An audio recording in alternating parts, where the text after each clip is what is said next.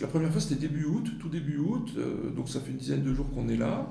Et moi, je suis classiquement à l'aéroport, et je vois arriver un gars qui était vraiment qui détonnait un petit peu, blond, l'air un peu détendu.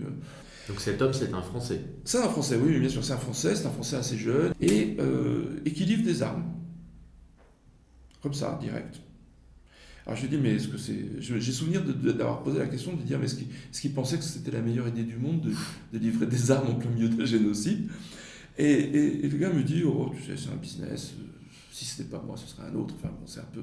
Donc on se voit 2 ou 3 fois entre début août et mi-septembre, et à chaque fois, le gars arrive tranquille avec son Glock à la ceinture pour nous expliquer qu'il livre des armes et que, ma foi, il livre des armes évidemment au pouvoir Hutu. Je lui demande à qui il est passé c'est pour le gouvernement. Le gouvernement en exil. Il ne savait peut-être pas que c'était pour monsieur machin, dont la telle, qui avait payé combien, etc. Mais l'idée générale qu'on livrait des armes aux Hutus dans les camps était une idée qui était relativement connue et pas discutée. Ah ben, j'ai pas vu les armes, mais j'ai vu les caisses.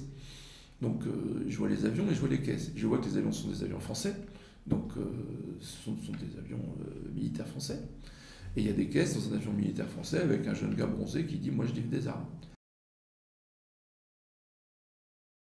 Je suppose des armes légères. On est sur des caisses de taille moyenne. J'imagine qu'on ne met pas plus gros que des bazookas là-dedans, quoi. Certainement pas. Il n'y a pas d'armement lourd. Et qui Dans ce que sortent d'avions militaires français. Ouais.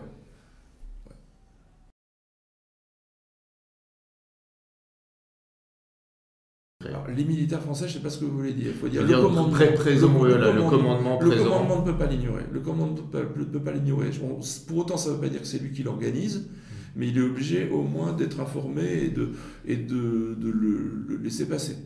Au moins tacite, il y a forcément une validation de l'armée française. C'est difficile c'est pas possible d'imaginer qu'on pouvait trafiquer des armes via l'aéroport de Goma, au vu et au su de tout le monde, puisque le gars qui livre se cache pas. Il y avait des officiers français qui le savaient et sinon, s'ils ne l'organisaient pas, au moins le laissaient faire, quoi.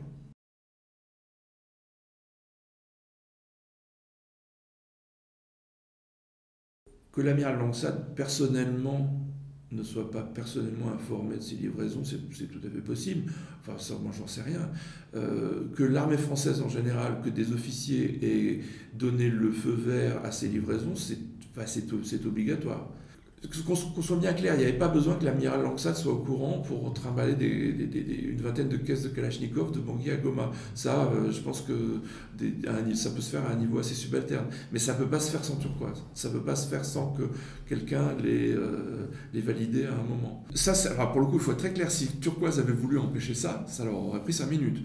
S'ils avaient voulu que ça ne se produise pas, c'était très très simple.